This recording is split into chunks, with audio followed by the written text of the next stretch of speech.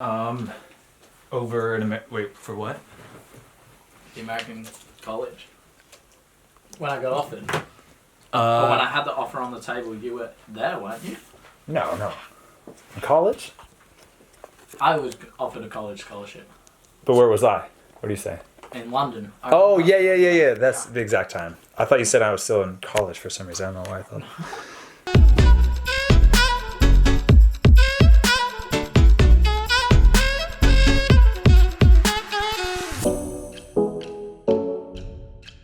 Yo, what's going on, 1020? I hope you're all super well. I have the man, Matt Sheldon here. How you going, bro? good. Sweet. Now, today, it's a video I've been wanting to make for so long. Yeah.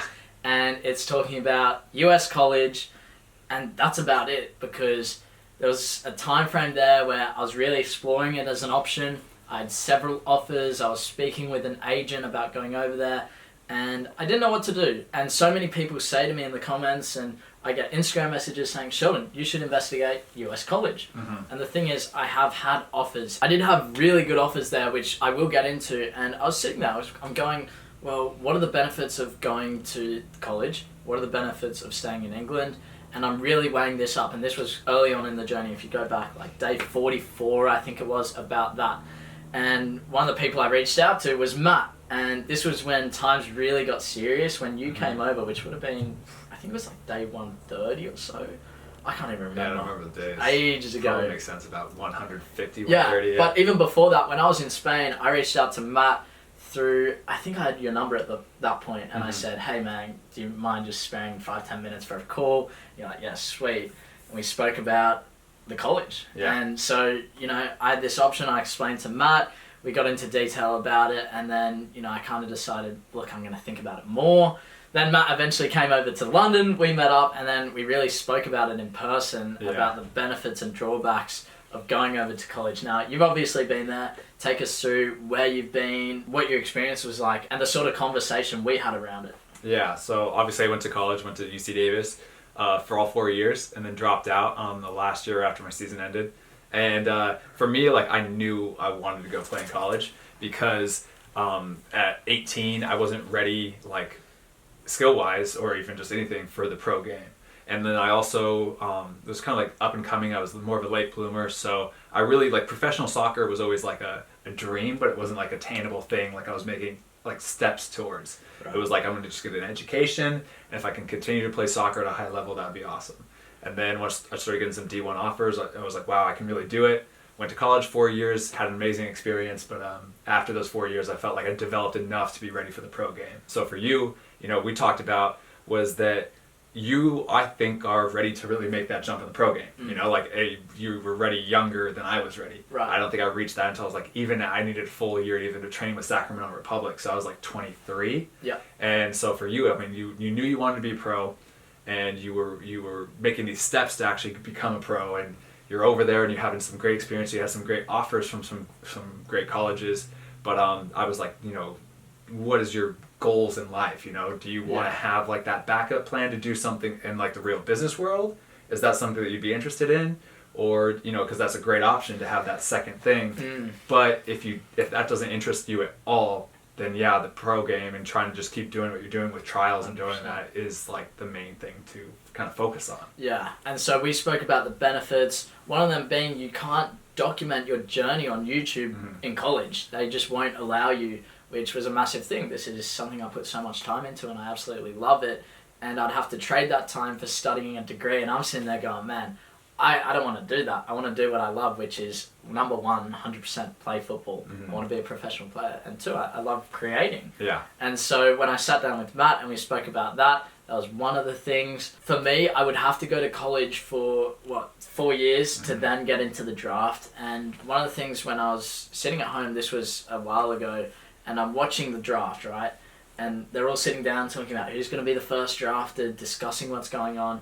And one of the questions that was raised is, do you think the draft is getting less important for teams? And I'm sitting there going, 100%. When you have a team like LA Galaxy bringing in Ibrahimovic, what does that mean for a college striker who wants to get into there? And, I'm sure you have thoughts on that as well. Yeah, because the draft pretty much it's 4 rounds of 30 teams or whatever, so they take basically 120 players. if you're drafted in that first round, that's a really good sign. And so that's like 20 to 30 players will probably be getting, you know, especially it depends on how you perform in preseason, but those players are being pretty much looked into to being brought into teams to start and actually play. But then once it gets second round is kind of iffy, but third and fourth, the supplemental draft, the third and fourth round, usually all those players will kind of just get immediately pushed down to the USL. Yeah. And the problem with the college game, it's so great to be in the college game because you do get that backup of the degree. Because you can work every single day to improving and becoming a pro, but at the end of the day, if it doesn't work out, you'll have a degree to fall back on and all that stuff. But it does take away 4 years of your life where you are not playing pro.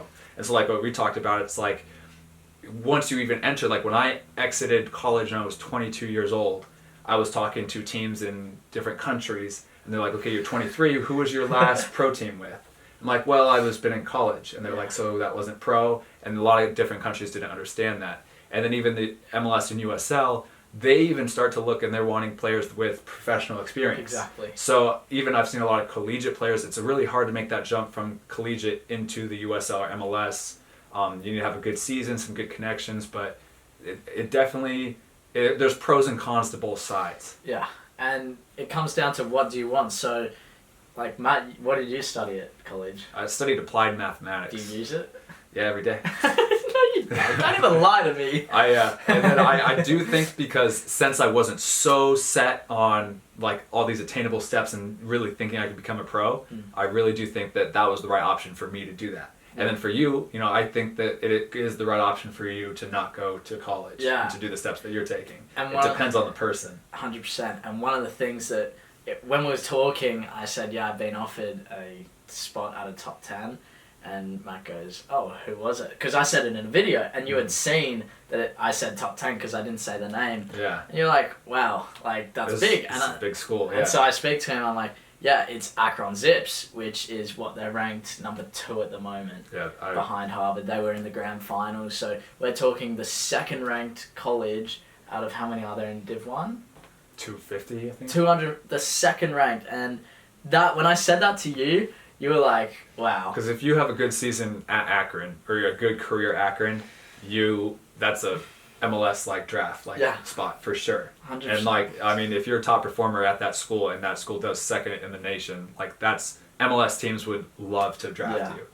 So that's a really tough decision. And it made it so hard. We were talking on the phone, and then you came over. We're talking in person every day, and even to this day, we were just walking down the footpath today by the beach, and I'm going, it's so weird. I could have been like in college right now. At Akron, at a second-ranked school. So how it happened is that I was set to go to Akron. Apparently, this is all according to my agent that I was speaking with, and he said, yeah, the forms are in, they're ready to submit you, but he never really said it straight up. And, even weirder, when I was looking at the schools, because you know how it says the ranks? Yeah. All the schools, 250. I said to myself, on the ranks, I said, man, if Akron offer me, I'm going to go. Before even anything of that came, I was like, if Akron offer me, I'm going. And it's weird that like I just didn't even go with that. Yeah. But if you really know that that's not the route you want to take, and whether soccer works out or not, you want to be a coach, you want to be involved in the game somehow, then you should follow that passion, because the degree isn't needed for everyone. Yeah, so more if you want to go to college, it's to be in that environment, to become a pro, which is great. You get the draft if you perform well, and we're talking top 20 in the entire league out of 256 schools. But if you're not interested in the degree, like me, I always said to myself, ever since I stopped working at IGA, I never want to work for anyone ever again. And look, it may come to the point where I have to live, but if I love being an entrepreneur, and I'm sure you do too. Yeah. Creating things, helping people under your own platform and rules without having anyone above you saying, do this, do that, and having a degree. Sure, you learn some stuff, but I much prefer to just learn by making mistakes, just like in football and life. I think it literally just boils down to, you have to go with your gut and what you really think is right for you. I really thought it was right for me to go to the college game and get a degree. You really think it's right for you to do this, and then it's like, at the end of the day, you can always look back and ask yourself, for me, myself, would my career be better if instead of going to college, if I did something else, if I would try to go over to Europe? At the end of the day, you could look back and be like, how would your career be? Where would you be if you went to college? But you really do. These decisions are going to come up so much should I go to Germany? Should I stay in America? Should I stay in America or go to New Zealand? There's all these decisions. All you have to do is just go with your gut feeling, what your gut instinct, act on it, and then just do the best you can with the path that you choose. Like, I really think that's what it comes down to. Mm-hmm. And you went with your gut, you chose, and so now it's just about working hard. Regardless of whether it's number 2, even like if it was Harvard, that's still difficult to turn down, but there was just something in my gut that said, I don't know if it's right. Mm-hmm. And still to this day, like I said, I walk down the street, I go, it's weird, man. Like, I could be in the US. What I said to you, what would my life be like if I was in the US? I wonder if I'd, be drafted or whatever. It's weird. Yeah. It's so weird to think about, but like you said, you got to go. You can think about that. Right. You can literally do that with every decision. But there's no point. Yeah, there's no point. That brings no value, and you just have to take what you've chosen and move on. So, exactly. So that's going to end the video. If you guys want to check out Matt's channel, links will be in the description. Pro player, been in the college game. Do you want me to say that? Yeah. Okay. Oh, because I'm, yeah. Because you're not a pro. The thing is, this is how I always think, like, okay, I played professional soccer. I'm not a semi-pro player. Yeah, no, I'm a professional. Pro. Okay. And, like, I'm taking a step down right now, not in a fully professional league. But, so you're pro. Yeah. So Matt's a pro player. Link will be in the description to his channels, videos, all that sort of stuff. Make sure you go and follow him. Thanks so much for coming along today, man. You're welcome. All right, see ya. Bye.